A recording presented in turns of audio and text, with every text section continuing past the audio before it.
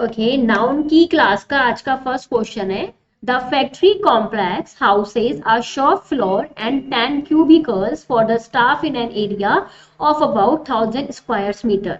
ये क्वेश्चन आपके 10+2 मतलब CHSL में पूछा गया था। इस क्वेश्चन में जो एरर है वो ऑप्शन नंबर 3 में है। क्या, इसको समझिएगा। ये क्वेश्चन जो एरर लिया गया है वो नाउन की नंबर यूनिट नाम के टॉपिक से लिया गया। नंबर यूनिट मतलब अगर किसी सेंटेंस में कोई नंबर आ जाए तो नंबर के बाद आने वाला जो शब्द है जिसे हम यूनिट कहते हैं, ये हमेशा सिंगुलर आएगा, मतलब इसमें कभी भी एस और एस नहीं आएगा। लेकिन इसके बाद जो नाउन आएगा वो हमेशा प्लूरल की कैटेगरी में आएगा। तो उस हिसाब से ये देखिएगा 1000 ये मेरा एक नंबर है, स्क्वायर ये मेरी यूनिट है जो कभी भी हमेशा सिंगुलर ही यूज होगी, कभी भी प्लूरल कैटेगरी बहुवचन कैटेगरी में यूज नहीं होगी, इसलिए से एस और एस को नहीं लगाएंगे। लेकिन आने वाला जो नाउन है ये हमेशा बहुवचन की कैटेगरी में यूज होगा। तो मतलब यहाँ पे मीटर्स बिल्कुल सही है, बट स्क्वायर में गलती है। यहाँ पे स्क्वायर्स ना लिखकर हमें क्या लिखना चाहिए था, स्क्वायर लिखना चाहिए था। तो एरर ऑप्शन नंबर सी में हो जाएगी। ये तो है आपका रूल, जिसे नंबर यूनिट का रूल कह सकते हैं। लेकिन अगर आप इस रूल को याद नहीं करना चाहते तो बिल्कुल सिंपल टर्म में आप इसको समझिएगा। मैं आपको बोलती हूँ 10,000 रुपए, ठीक है, तो 10,000 रुपए लिख के बताओ तो अपन क्या लिखेंगे, 10,000 रुपए। अब आप इसे इंग्लिश में क्या लिखेंगे, 10 को तो लिख दिया आपने 10, 1000 को आपने क्या लिख दिया 1000, और रुपए 1 रुपए से ज्यादा है तो हमेशा क्या लिखेंगे रुपीज, राइट। तो जब कोई चीज 1 से ज्यादा होती है तो एंड का जो वर्ड है वो बहुवचन में लिखा जाता है। जैसे मैंने कहा 10 लड़के तो 10 बॉयज। कभी आपने इसको 10 बॉय लिखा है क्या, नहीं ना, 10 बॉयज लिखते हैं। सिमिलरली यहाँ पे 10 रुपीज आ गया और यहाँ पे 10 रुपीज के जगह 10,000 रुपीज आ गया। तो अपन क्या करते हैं, जो एंड वाला वर्ड है इसको हमेशा हम प्लूरल बनाते हैं, लेकिन इसके बीच वाला वर्ड है इसमें ना तो एस लगाते ना ही कभी ईएस लगाते, और इसके पहले जो भी नंबर है उसे हम लिख देते हैं क्योंकि वो नंबर 1 से ज्यादा है। यहाँ पे नंबर क्या है आपका 10,000 है। जैसे 10,000 बॉयज, अब देखो 10,000 बॉयज तो लिखोगे, अब 10,000 को आप इंग्लिश में लिख दीजिए तो आप क्या लिखोगे 10,000 बॉयज। ये वही चीज तो है, समझ में आया। तो अपन जो बेसिक से अपन यूज करते थे ना, तो 1 बॉय को अपन लिखते ओनली 1 बॉय, 10 बॉय होते तो 10 बॉयज, अगर 10,000 बॉय होते तो 10,000 बॉयज। बस 10,000 को एक बार इंग्लिश टर्म में लिख दिया 10,000, और बॉयज है तो यहाँ बॉयज लिख दो, ये वही चीज है। तो इन्होंने 10 को यहाँ पे क्या लिखा हुआ है 1000, चलो भाई लिख देते हैं, ये रहा भाई, यहाँ पे 10 को लिख दिया इन्होंने 1000, नंबर कुछ भी लिख सकते हैं।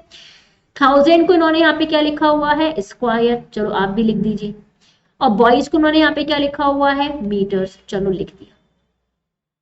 आई बात समझ में, ये वही चीज है, बिल्कुल अपन बेसिक से जो पढ़ते हैं ना बिल्कुल सेंस वही है, बस अपन यूज इसे फॉर्मूले की तरह करते हैं, इसलिए हमें इंग्लिश टफ लगती है।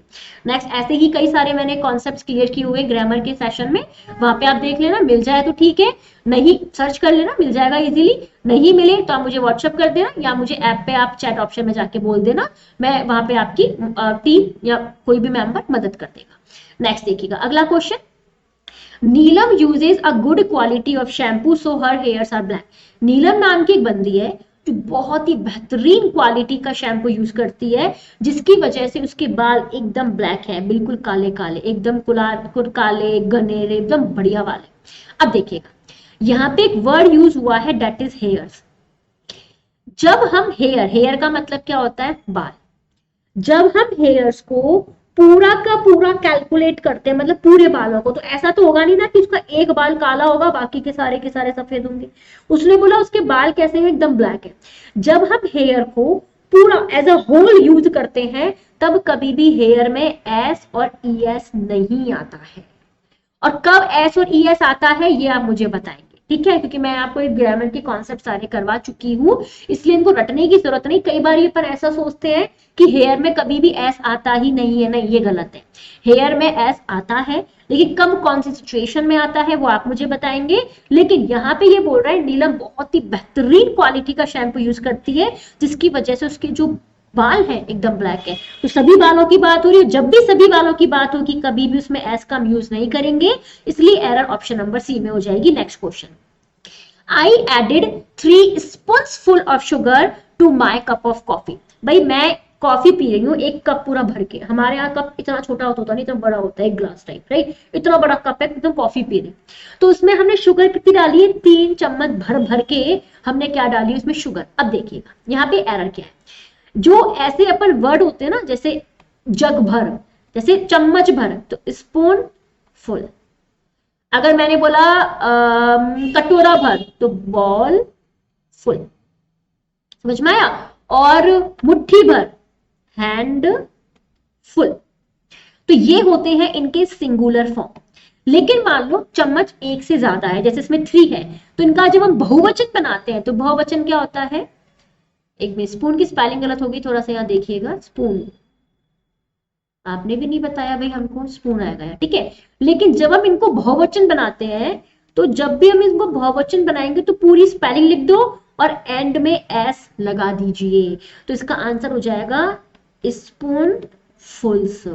इनके बीच में मतलब यहाँ पे कभी भी एस नहीं आता। आप इसको ऐसे समझ सकते हैं, जैसे बॉय, मैंने आपसे बोला बॉय का बहुवचन बनाओ, तो आप क्या लिखोगे, बॉयज, पूरी स्पेलिंग लिखोगे, एंड में तो लगाओगे, सेम वही है। तो जब भी आपको ऐसे बॉल फुल का बनाना हो तो इसका बहुवचन बॉल फुल्स होगा, हैंडफुल का हैंडफुल्स होगा। पॉइंट समझ में आया। तो जब भी ऐसे वर्ड्स यूज हो जिनके एंड में फुल आ जाए, तो हम हमेशा एस और ई एस क्या लगाएंगे, बिल्कुल एंड में लगाएंगे। तो एरर ऑप्शन नंबर बी में होगी, क्योंकि इन्होंने बहुवचन जो बनाया है, बहुवचन बनाने का तरीका इनका गलत है, आपको सिखाना पड़ेगा। Next question, the class teacher gave him a homework and instructed him to do it at night। भाई क्लास टीचर ने उस लड़के को होमवर्क दिया और उसको इंस्ट्रक्ट किया कि भैया इसको आज रात को पूरा ही कर लेना, वरना बुद्धराम आएगा और पिटाई लगेगी। भाई समझ में आया, तो बुद्धराम पूरा होमवर्क करवाएगा।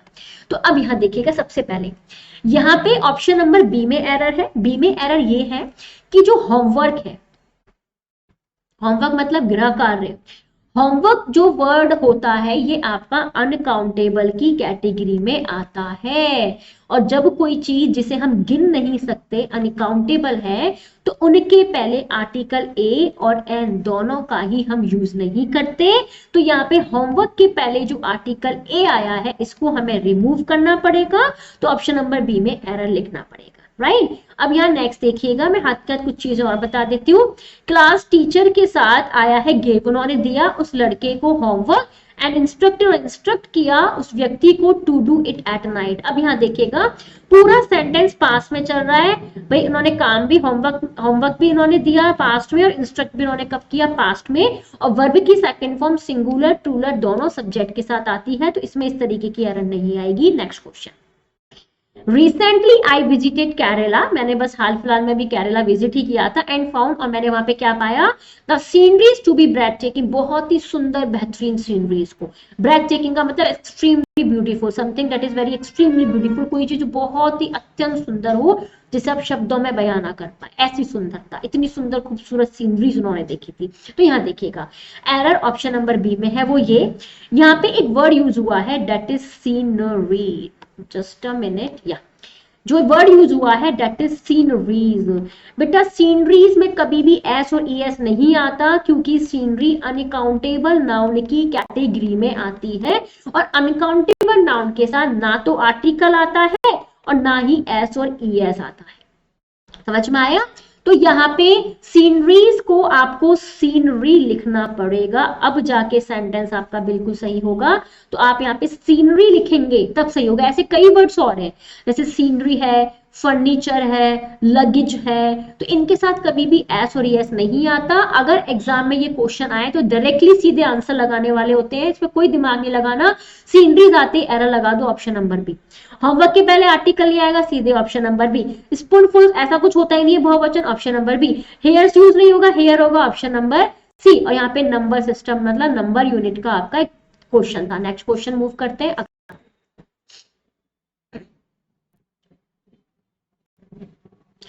अगला क्वेश्चन है, the Jaipur international school alumnus occupy leading position in different areas of profession and services. देखो जो जयपुर इंटरनेशनल जो स्कूल है वहां के अलमनस, अलमनस का मतलब होता है पूर्व छात्र। पूर्व छात्र का मतलब जैसे मान लो आपने जिस भी स्कूल से स्कूलिंग की है, मतलब आपने 12th पास कर ली है, अब आप स्कूल में नहीं पढ़ते हैं, तो आप उस स्कूल के क्या हो जाएंगे, अलमनस हो जाएंगे।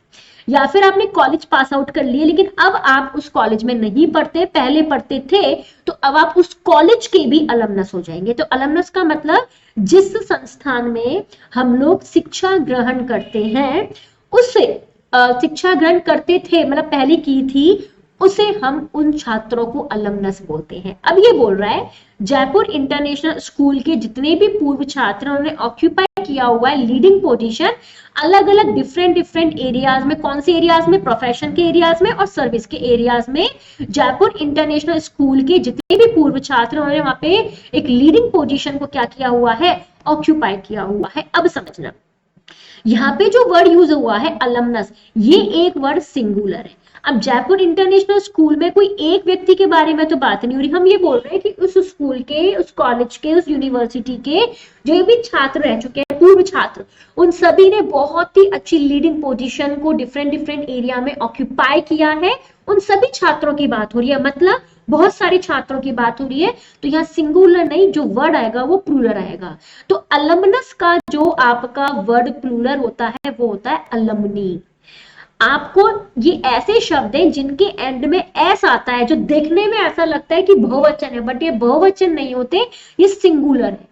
समझ में आया? ये सिंगुलर वर्ड दिखने में लगते बहुवचन है बट है नहीं, तो इनको आपको बहुवचन बनाना पड़ता है। तो इसका हम बहुवचन क्या बनाएंगे, अलमनी बनाएंगे। जैसे मैंने कई और भी कराए थे, स्ट्रेटम वगैरह करवाए थे, उन्हीं में से। Right, next question.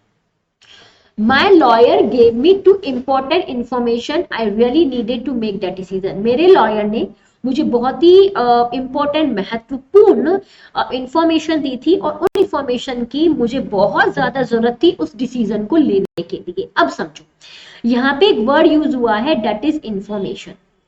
इंफॉर्मेशन एक ऐसा वर्ड है जो अनकाउंटेबल की कैटेगरी में आता है। तो जो चीज अनकाउंटेबल की कैटेगरी में आती है वहां हम आर्टिकल्स नहीं लगाते हैं और साथ में ही एस और ईएस का हम यूज नहीं करते हैं। तो यहाँ पे आपका जो इंफॉर्मेशन वर्ड यूज हुआ है उसमें एंड में एस आया है, तो इस एस को हटाना पड़ेगा। तो यहाँ पे आपको क्या लिखना पड़ेगा, टू